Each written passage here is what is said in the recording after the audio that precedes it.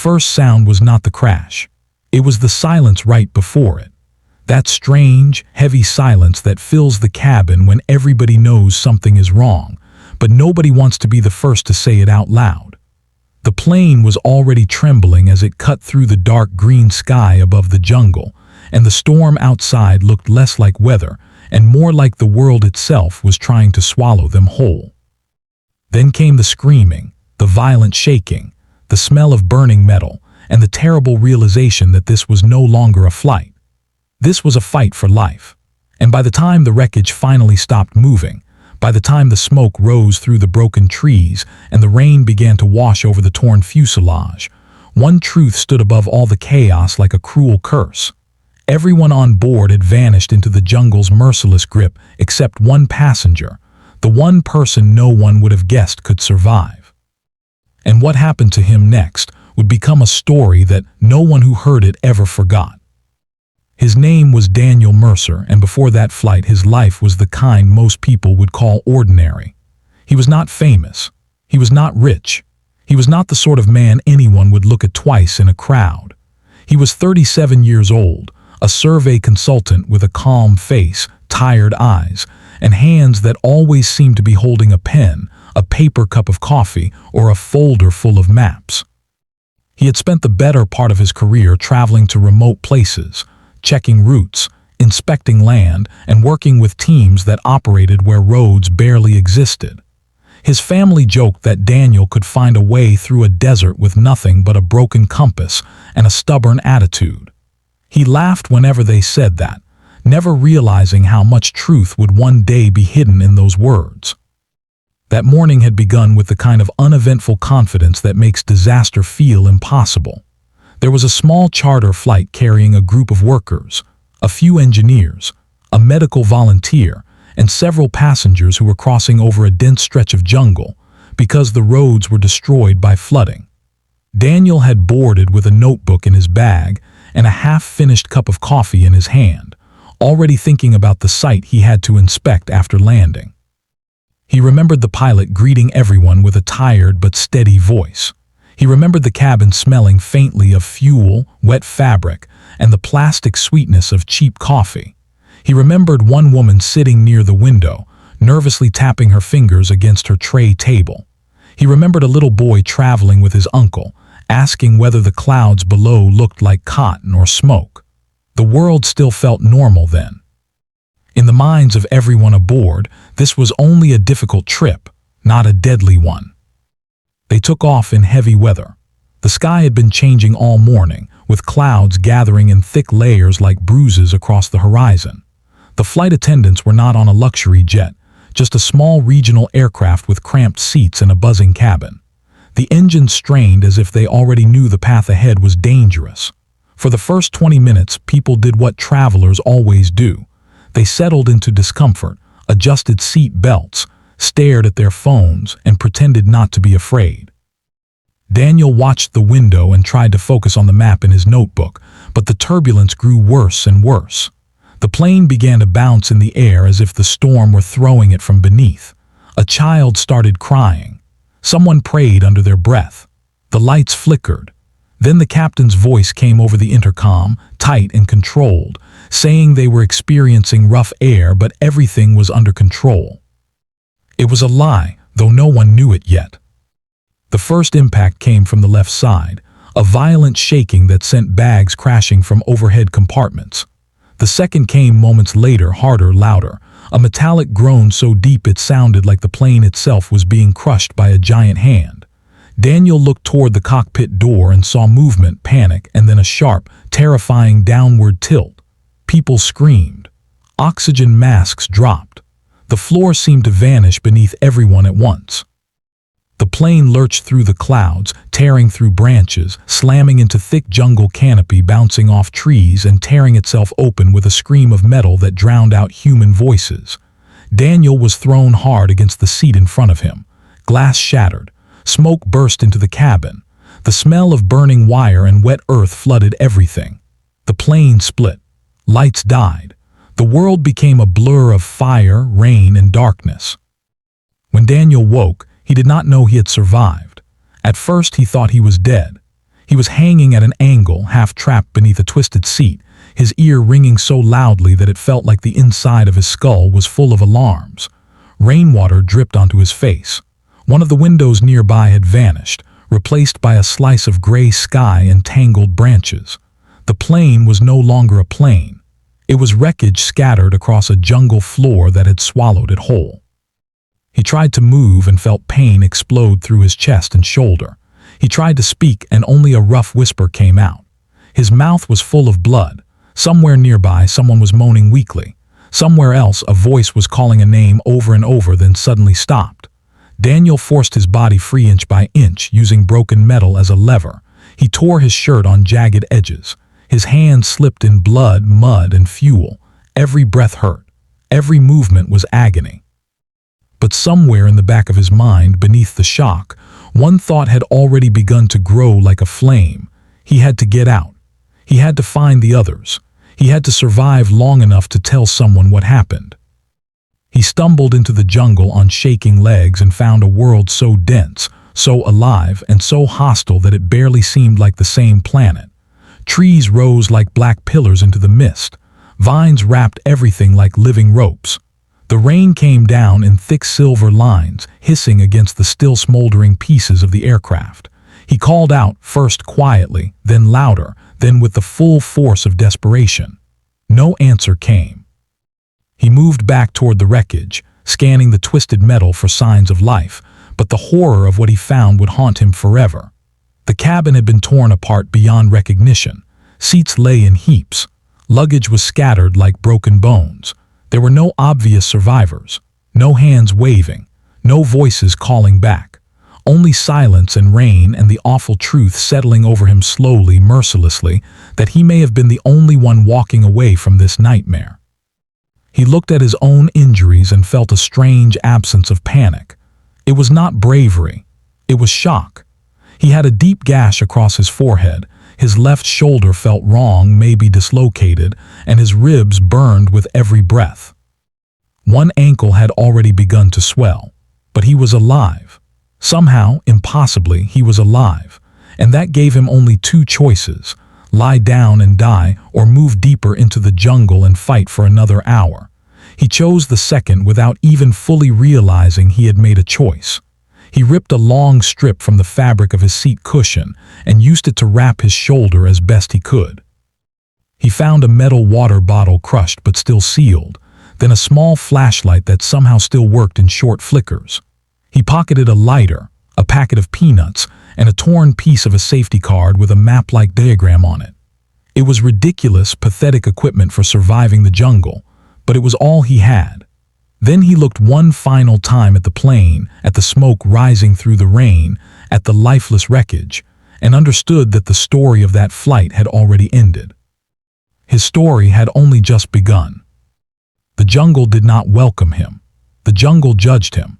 Every direction looked the same, every sound was suspicious, and every step threatened to end in a pit, a vine snare, a snake strike, or a fall into some hidden ditch below the leaves. He had no compass, no satellite phone, no clear memory of the route. The storm had knocked the aircraft off course, and Daniel did not know whether civilization lay east, west, north, or south. He only knew that standing still would kill him faster than moving. So he moved. He pushed through thick roots, slipping in mud that felt like wet clay, using branches to keep from falling. Mosquitoes swarmed his face. Unknown insects crawled across his neck. Every sound in the forest had weight. Some were birds, some were monkeys, some were things he could not identify and did not want to. He heard distant cracking in the undergrowth and froze, convinced something large was watching him. He knew he had to conserve energy, but fear made every nerve in his body feel electric. By nightfall, he had reached a shallow depression between roots and collapsed. He was soaking wet, shivering, and too exhausted to think clearly. He tried the lighter and wasted precious fuel just to have one tiny circle of flame in the dark. That flame looked absurdly small against the endless jungle, but he stared at it as if it were the last thing keeping him from disappearing. He ate a few peanuts with trembling fingers and drank rainwater from broad leaves, careful not to waste even a drop. Then he heard it, the cry of something human, faint and distant. He sprang up, shouting back, his heart slamming with hope. Again the sound came, broken and far away, and Daniel began fighting through the brush toward it with a burst of energy he had not felt since the crash. He called out names. He shouted. He listened.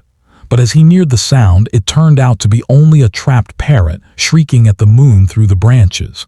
The disappointment hit him like a second crash. He stood there in the dark, breathing hard, and felt the first true wave of grief settle over him. He was not only injured, he was alone. The next day was worse, not because the pain was greater, though it was, not because the jungle was kinder, because it was not. It was worse because hope became dangerous. Every time he thought he saw smoke, it was fog. Every time he thought he heard a rescue helicopter, it was a bird call. He climbed one ridge and saw only more trees, endless and identical, rolling away like waves of a green ocean. He shouted until his throat burned. He tore strips from his shirt and tied them to branches, hoping they might catch the eye of anyone searching from above. He tried to remember survival training he had once half-watched years ago on a Flight magazine article. Stay calm, find water, find shelter, follow the sun, signal rescuers, do not panic. The problem was that the jungle was designed to punish every rule. The sun barely reached the ground. Water was everywhere and nowhere at once. Shelter meant a mud wall, a fallen trunk, and the constant sense that something with teeth could arrive at any moment. At some point, Daniel found the first body. It was not close to the wreckage. The jungle had already begun taking back what had been torn from it. The man was caught in a tangle of branches at the bottom of a slope, one leg bent at an unnatural angle, his face hidden by leaves. Daniel did not want to get close, but he forced himself to. It was one of the engineers from the flight, a man Daniel had exchanged only a few polite words with before takeoff. He had a wedding ring still on his finger. His watch had stopped. Daniel looked at that watch for a long time, as though the frozen hands could somehow explain the cruelty of fate. Then he covered the man with leaves, because he could not bear the thought of leaving him exposed to the rain, and because it was the only dignity left to give. That was the moment Daniel understood he was not only trying to survive. He was carrying the dead with him now, in memory, in guilt, in silence. Hours later he found more, not all at once. One here, one there, some close enough to the crash site to show that they had tried to crawl away. Some farther out, perhaps thrown by the impact, perhaps dragged by the slope, perhaps simply overcome by their injuries before they could reach help. With every body he found, Daniel felt his mind fracture a little more. He wanted to scream. He wanted to collapse. He wanted to wake up. But the jungle did not allow dreams. It only allowed persistence. So he kept moving, because the living had become a duty. By the third day, fever began creeping into his body like smoke through a crack in a door. The cut on his forehead had become infected and hot. His ribs hurt so badly that breathing felt like being pressed under stone. He heard voices when none were there. Once, he saw his younger sister standing among the vines, smiling at him the way she used to when they were children, and he nearly ran toward her before realizing it was only a trick of light through leaves. Another time, he heard a baby crying and followed it for 10 minutes before finding nothing except a nest full of insects. Hunger made him weak. Thirst made him reckless. He drank from a muddy stream despite knowing the risk because there was no choice left. He expected his stomach to revolt, but instead he felt a brief, terrible relief. Life had become so reduced that even dirty water felt like a gift. And still, in between the pain and the fear, he fought to keep his mind intact. He spoke to himself out loud because silence was dangerous. He counted steps. He repeated his own name. He remembered his mother telling him once when he was a child and afraid of thunderstorms, "You can be scared, Daniel, but do not let fear make decisions for you." He held onto that sentence like a rope in deep water. He thought about home. He thought about unfinished conversations.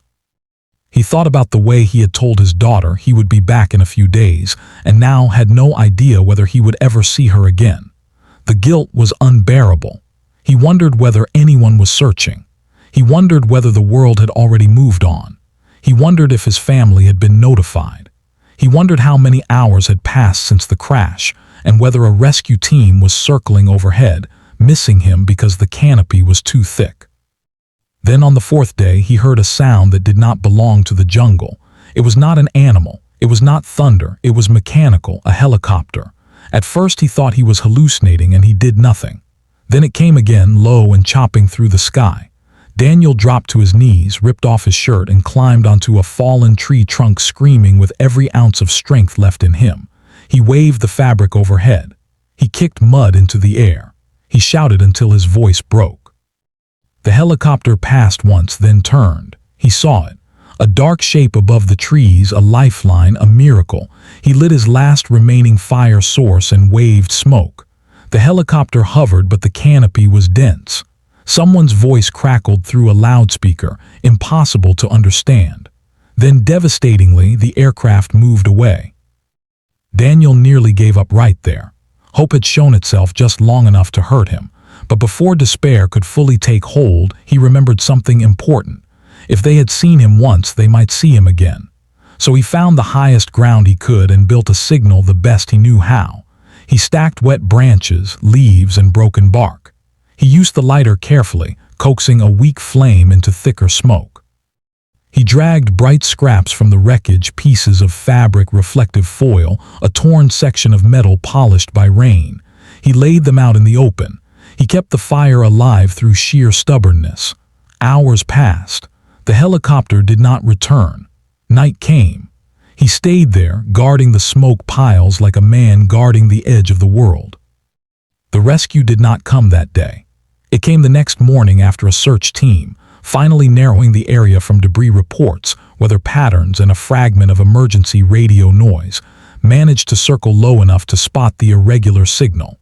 Even then, it took time to reach him. Ground rescuers came first, hacking their way through vines and mud, one of them almost as exhausted as Daniel was. When they finally found him, he had to sit down because his knees would not hold him anymore. He looked at their uniforms, at the medical bags, at the faces of strangers who suddenly looked like angels to him, and he began to cry. Not loudly, not dramatically, just a silent collapse of all the strength he had been hoarding for days. One of the rescuers put a hand on his shoulder and said, "You're safe now." But Daniel could not believe the word safe. It sounded too small for what he had just lived through. They carried him out on a stretcher. As they moved through the jungle path, he saw pieces of the wreckage tied off with warning tape, and then he saw the names, or at least the places where names would later be attached to bodies recovered over the following days. That sight destroyed him in a quiet way. He had survived, yes, but survival did not cancel grief. If anything, it sharpened it. He kept thinking of the passengers who had laughed before takeoff, of the woman by the window, of the child asking about the clouds, of the engineer with the wedding ring, of all the lives that had ended before they were ready. He felt guilty for being the one still breathing. He felt guilty for being relieved. He felt guilty for living when they did not. Every survivor knows this terrible and unfair burden, that making it out alive can feel like betrayal. Back in the hospital, while the doctors cleaned his wounds and ran tests and monitored the infection, the world outside began learning what had happened. Reporters called it a miracle. Headlines called him the lone survivor. People wanted details. People wanted drama. People wanted the exact second the plane broke apart, the exact moment he realized he was alone, the exact way he held on when everyone else was gone. But Daniel did not have answers that could satisfy that hunger.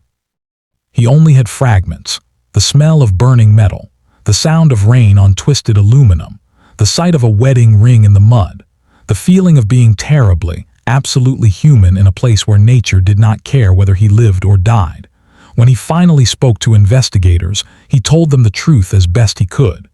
He explained what he saw, what he heard, how the plane tilted, where the wreckage lay, and what small details he remembered from the moments before impact. Every statement he gave helped piece together the final minutes of the flight, but none of it explained the deeper thing people really wanted to know. How does a person keep moving when the world ends around them? The answer, Daniel would later say, was simpler and harder than anyone wanted. You do not survive because you are fearless. You survive because something inside you refuses to stop, even when fear is screaming louder than reason. You survive because, somewhere in the dark, you remember someone waiting for you. You survive because there is still one more step to take, one more breath to spend, one more reason to keep going. He said he had thought of his daughter, of his mother, of the promise he had made to come home. He said that every time he wanted to lie down and give in, he imagined his family hearing that he had disappeared forever into the jungle, and he could not bear that. He kept moving because love is a stronger fuel than panic. Not always, not perfectly, but enough. And that is why this story stayed alive long after the newspapers moved on.